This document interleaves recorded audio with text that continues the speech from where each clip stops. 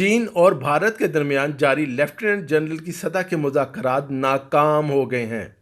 چین نے دو ٹوک لفظوں میں کہہ دیا ہے کہ وہ لداخ اور سکم میں اپنی 1 انچ زمین سے بھی دستبردار نہیں ہوگا۔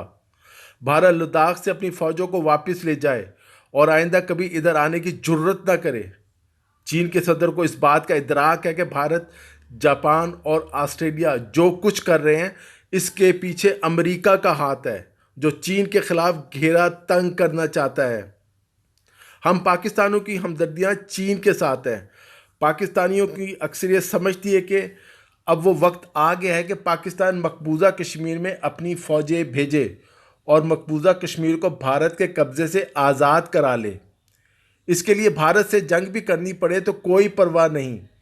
یہ پھلجھڑیاں اور بم شب برات پر چلانے کے لیے نہیں بنائے گئے۔ اس وقت صورتحال یہ ہے کہ چین اور پاکستان ایک طرف ہیں۔ چین کو امریکہ کے خلاف روس کی بھی مدد حاصل ہے، جبکہ بھارت نے روس سے مدد طلب کی تو روس نے چین کے خلاف بھارت کی کسی قسم کی مدد کرنے سے انکار کر دیا اور اسے مشورہ دیا کہ وہ امریکہ کے کہنے پر خطے میں جنگ چھیڑنے کی احمقانہ غلطی نہ کرے۔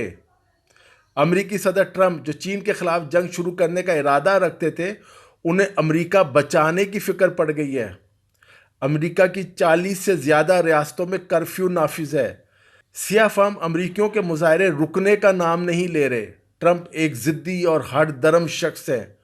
وہ مودی کے ساتھ مل کر جنوبی ایشیا اور چین کے خلاف ایک خطرناک کھیل کھیل رہے ہیں جو پوری دنیا کو تباہ کر سکتا ہے۔ بھارت کی چین کو زچ کرنے کی کوشش نئی نہیں۔ 2017 میں بھی دونوں ممالک کے مابین ڈوکلام کے علاقے میں ایسی ہی کشیدگی 73 دن جاری رہ چکی ہے۔ اس وقت بھوٹان کی سرحد کے ساتھ چینی فوج کی تعداد میں بڑا اضافہ کیا گیا تھا۔ بعد میں سفارتی ذرائع سے جاری بات چیت میں بھارت نے پسپا ہونے کی حامی بھر لی، جبکہ چین نے اس یک طرفہ پسپائی کو میڈیا اور عوام کے سامنے نہ لانے پر رضامندی ظاہر کی تھی۔ اب صورتحال اس سے بھی زیادہ بری ہے۔ بھارت چاہتا ہے کہ اس کے فوجیوں کو جو مار پڑی ہے اسے میڈیا پر نہ دکھایا جائے۔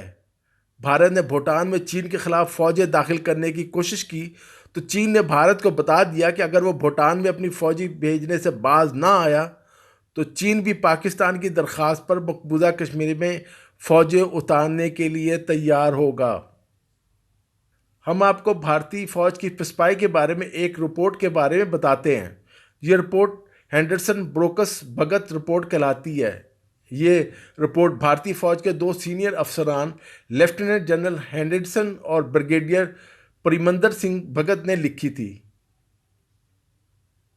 اس میں ان واقعات کا جائزہ لیا گیا تھا جو 1962 کی چین بھارت جنگ کا باعث بنے۔ یہ رپورٹ ہمیشہ خفیہ رکھی گئی۔ اس رپورٹ میں بھارتی فوج کی کمزوریوں اور خامیوں کا تجزیہ کیا گیا ہے۔ بھارت کو چین کے مقابلے میں کیسے پسپائی ہوئی؟